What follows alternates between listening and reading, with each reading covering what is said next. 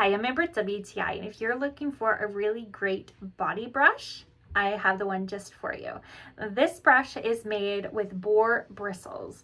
So these are very strong bristles, but they are also soft. So when you are brushing, dry brushing, it doesn't hurt. I am not a fan of the brushes that hurt. This one is nice and very gentle.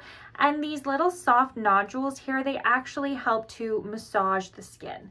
So we use this for dry brushing to stimulate the lymphatic system, which dry brushing helps with so many things. If you don't know what dry brushing is, go Google it right now. It can help reduce cellulite. It can help increase collagen production. Just getting things moving in the lymphatic system is so important. The wood is very good quality. It's a very solid wood frame. So I put the strap around my hand and then I just rest my tips of my hand around it just to make it extra secure when I'm doing my dry brushing. So this works really well to help cleanse and stimulate the lymph system. So I use this dry, that is its main purpose, but you could use it wet, of course. Bristles are all very evenly placed, and I can tell that this is going to last me a very long time. So this is an excellent choice for a dry brush, and that is my point of view.